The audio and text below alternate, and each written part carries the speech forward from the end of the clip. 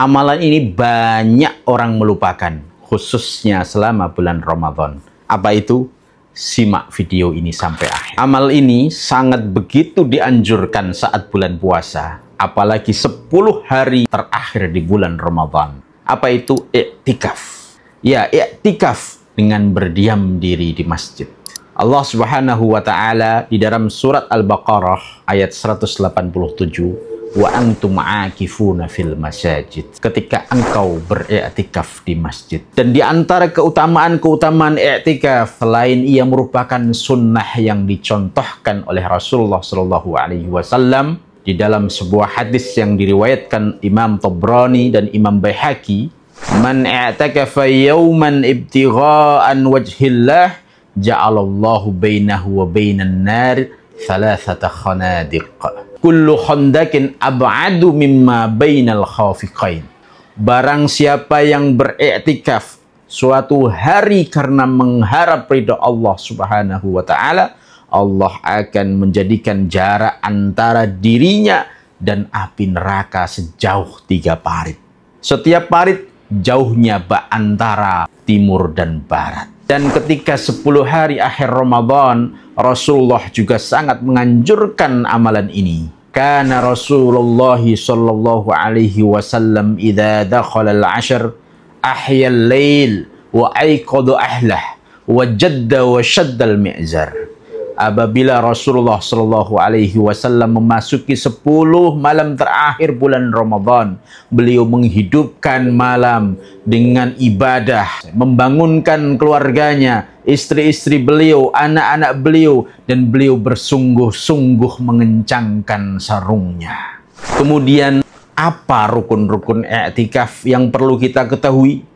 Pertama, kita diharuskan niat beriktikaf. Bisa pakai bahasa Indonesia. Dalam hati, ya Allah, saya niat beriktikaf karena Allah Subhanahu wa taala. Rukun yang kedua, i'tikaf harus di masjid. Tidak boleh di musola ataupun kamar pribadi. Dan yang ketiga, harus masuk masjid. Tidak boleh di luar masjid.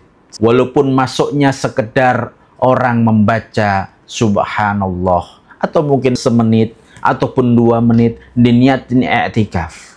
Yang keempat, orang yang melakukan itu disebut mu'takif, orang yang beriktikaf. Kemudian bagaimana tata caranya? Yang pertama, cara yang paling simpel. Istilahnya i'tikaf mutlak.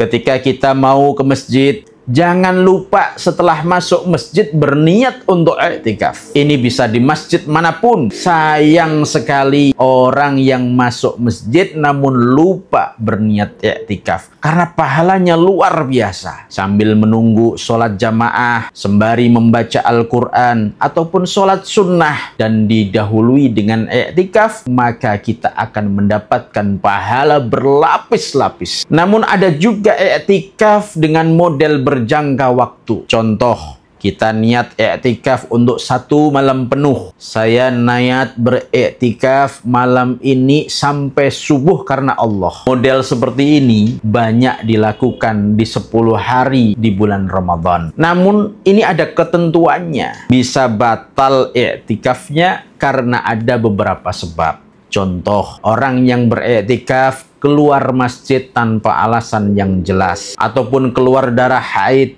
keluar sperma, dan lain-lain. Kalau kembali lagi, wajib berniat i'tikaf kembali. Namun apabila ada udzur syar'i seperti buang hajat ataupun yang lainnya, maka ia boleh kembali lagi ke masjid tanpa berniat lagi. Sudah automatically terhitung niatnya dari awal. Kemudian terakhir, bolehkah perempuan beriktikaf? Perempuan memiliki hak untuk menjalankan ibadah i'tikaf.